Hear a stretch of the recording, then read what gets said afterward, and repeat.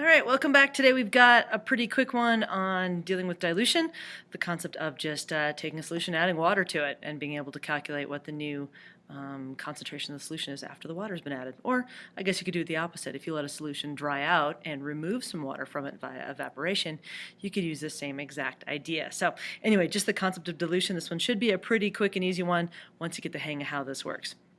So if you weren't sure what dilution was, you should be, but in case you're not, dilution is simply taking a solution of some sort and adding increasing amounts of water to it. So for example, when you're making your frozen orange juice in the morning, if you do it according to the directions, I guess, you'll have a certain concentration of orange juice.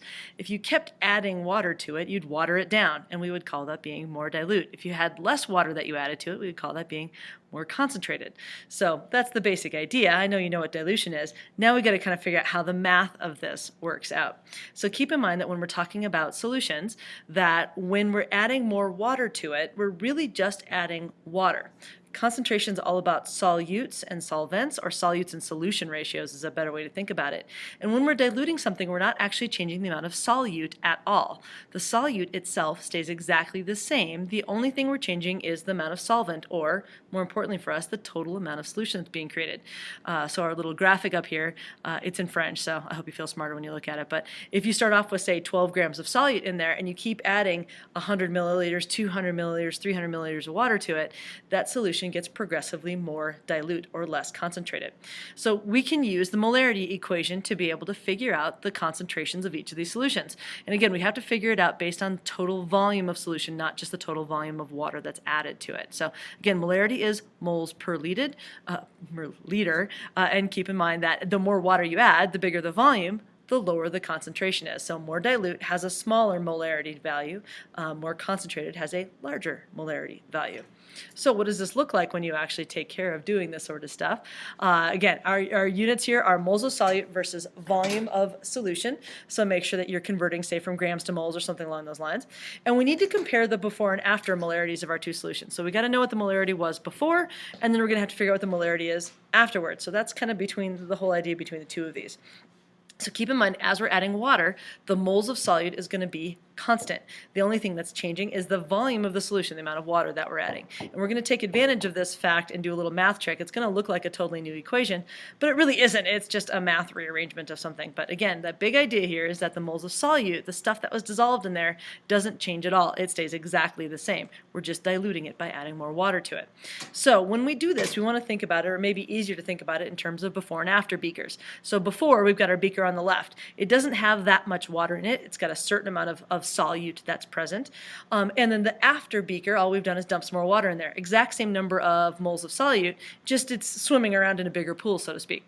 So when we take a look at the math on how this works, again, we're going to use our molarity equation twice. So this is what I've got over here on the left, is that molarity equals moles per liter. And when I rearrange that to solve for the number of moles, I get M1V1. The molarity of our first beaker times the volume of our first beaker is equal to the number of moles of solute that were in there. And the reason why I'm rearranging it that way is because we're going to do a little trick with it, and rearranging it in this way makes that trick a little bit easier. So if I take a look at the after beaker over here on the right, all I'm going to do is figure out what my new volume is. And again, I have to add the volume that I had before plus the volume of the water, so figure out what that is, a new total volume.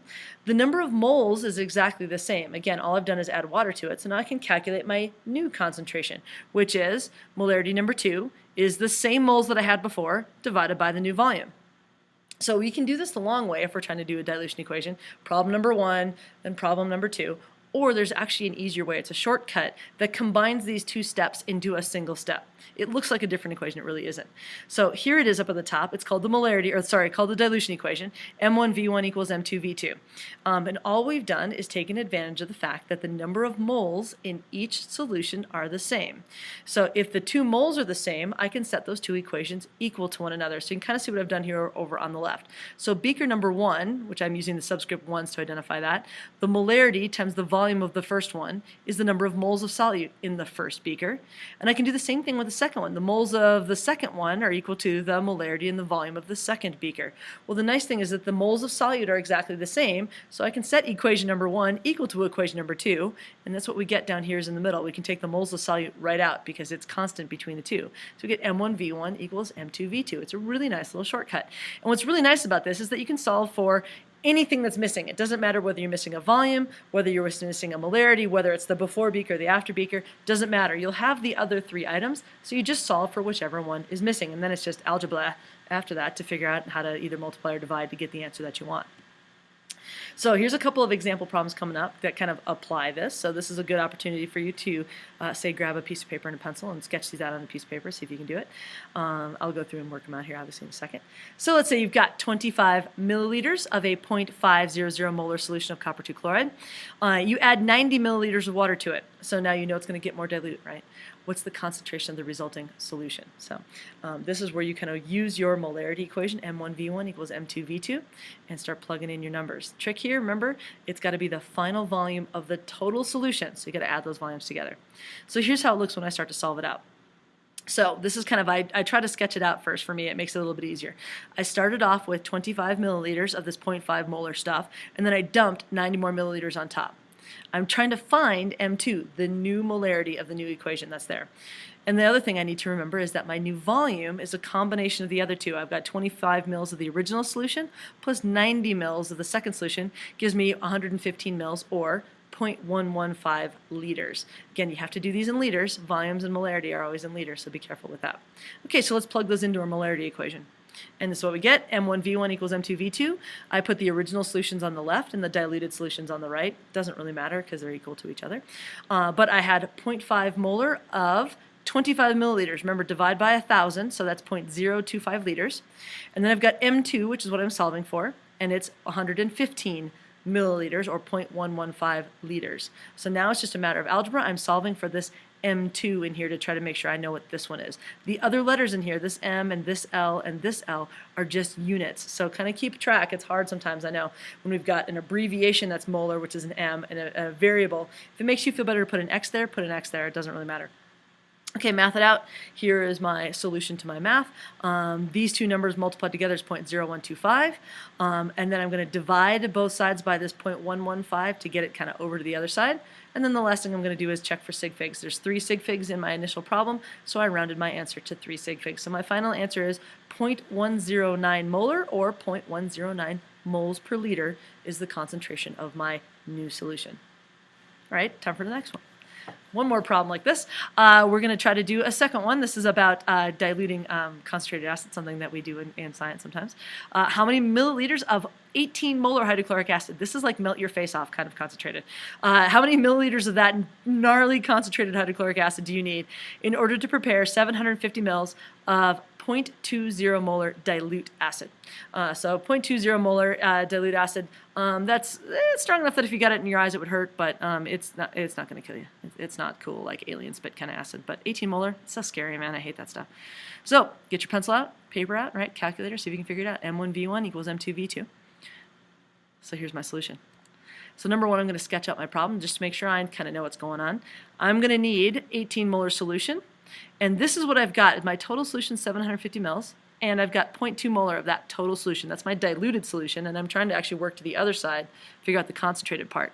Now, if you've ever made concentrated orange juice before, you know that when you make that final solution, you don't really need much of the concentrate to make it work. So I know my answer here should be a pretty small value. Again, that's ridiculously strong, so I can't use much of it to make the solution. So I'm solving for volume, and my answer will be in liters, but I can convert that to milliliters if that makes more sense, but that's what I'm solving for. How many milliliters of that do I need? So there's my original and my diluted equation, which is fine.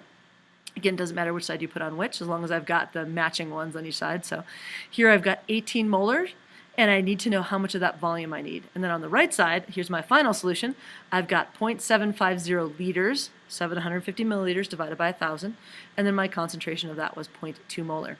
So now it's just a matter of algebra and math it out to make sure that it works. So here's what I got. 18 times V1 equals 0.15. 0.2 times 750 is 0.5. And then I divide both sides by 18, move it over to this side, and I get this crazy looking number down here, which is in liters because all my other values are in liters. Check my sig figs. I've got 2 sig figs in my problem, so that's why I rounded this to 8.3. And then I wrote it in milliliters. It's fine either way. If you want to leave it in liters, that's totally fine. And you could say 0.0083 would be acceptable. This question says how many milliliters do I need? So I would do that conversion from liters back to milliliters by multiplying by 1,000. And I get 8.3 milliliters is my final answer. So So there you go. Dilution problems. It's mostly a matter of algebra and kind of stopping back and figuring out what's on the left, what's on the right, and making sure that you have the volume and the concentration that go together with each other on the same side of the problem. A couple other asides here about dilution. Did I do that? Oh, forgot. Last part. In terms of the kind of like how would I make this? I would add that 8.3 milliliters of acid to roughly 500 milliliters of water. 500, 600, even 700 milliliters of water. Just enough that I can dissolve it in there. And then the last thing I would do is bring it up to the total of 750. I would never add 8.3 milliliters of acid to 750 milliliters of water because my final volume won't be 750. And remember, my problem talks about 750. That's the final volume, not that plus that much water. So if I added 8 milliliters of water to it, it'd be like, what, 758 or so milliliters. So it'd actually be a little bit less dilute than we want. So you add those things together, stir carefully because it's really super concentrated acid, and then you bring that final volume up to exactly the 750 ml mark. Anyway, a little bit of a pickiness in terms of how we make acid solutions. So as we're making acids, just as a note, because it's a safety thing, if you get a chance to do this, I hope we get to do one of these acid kind of base solutions. One of the rules in chemistry is you always add acid to water. You never add water to acid. It turns out that the dissociation of acids, especially concentrated acids in water, is very exothermic. Gives off a lot of heat. I've actually broken glass before it got so hot. You usually do it like in an ice bath to try to keep it cool enough. And the problem is twofold. Number one, if you add acid or water to acid, it can actually create so much heat to boil the water off. I mean, it literally starts to vaporize and bubble around, in which case it's splattering now highly concentrated acid over the place. So number one, it's super hot. Number two, you're splattering, eat your face off concentrated acid. Not a good idea. So we kind of go the other direction. You always have your big container of water, and then you put a little bit of drops of the concentrated acid into it. It dissociates. It produces a little bit of heat, yes, but that water can absorb a lot of heat before it gets too hot, specific heat. And then if it does splatter, you're mostly splattering water, and you're not as likely to splatter a concentrated acid all over the place. So anyway, just one of those things. Always add acid to water. It's one of those things that we do all the time. All right, finally, a lab technique, just a hint in terms of doing this. One of the things that we end up doing in upper division science class all the time, something called serial dilution. Serial dilution means one after the other. I dilute, then I dilute, then I dilute, then I dilute again. And a lot of times we need like a 10th concentration every time, like this picture. Sometimes you need a 100th, sometimes you need a 1% dilution. But it's a really quick thing to do if you know how to do the technique of serial dilution. So let's say I wanted a 1/10 every single time. So here's my series. It's 1/10 as strong every time I go down. I move the decimal place over. So I've got 100 molar, 10 molar, 1 molar, 0.1 molar, etc. as I go down. What's really nice is you take this first solution that you have, you take 1 milliliter out of it, so literally now you have 9 milliliters left, for example, and I would put 9 more milliliters of water into the next solution. So I have 1 milliliter of the concentrate plus 9 more milliliters makes a total of 10 milliliters of new solution. I've got 10 times the total volume, gives me 1/10 the molarity. It's a really nice little trick. And then I would repeat. I'd take 1 milliliter out of here, put it into a new test tube, add 9 more milliliters of water. It's now 1/10. Take 1 milliliter out of here, put it in the next one, add 9 milliliters of water, makes it 1/10 again, and keep going. It's a really nice, fast way to do it. You don't ever start from the beginning and try to dilute it down. It's called serial dilution, right? Just add more milk. So our last bit here in terms of dilution problems today. So all we're doing in dilution is changing the molarity of a solution simply by adding water. We're changing the volume of the final solution, dropping the molarity down by simply putting a lot more water in there. Keep in mind that we're still using the molarity equation, although we're kind of using it indirectly.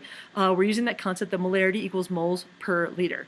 The moles of our solute doesn't change. All we're adding is water, so therefore the only thing that's changing is the liters of solution, and therefore the molarity of the solution. We can kind of use a little bit of math magic to make this a little bit easier for us. When we're diluting something, we can use something called the dilution equation, which is written right there. M1V1 equals M2V2. Make sure your volumes are in liters and not in milliliters, kind of an important thing on there, but it makes these dilution equations a lot faster to do. And then we just talked briefly about some applications of dilution in terms of adding acid to water, not vice versa, and then kind of what the concept of serial dilution is. So there you go. I'll see you in class tomorrow. By the way, stoichiometry coming soon, so brush up on your balancing equations, predicting products, solubility rules, cell phone diffractions. Yeah, it's back. All right, see you tomorrow. Have a good one.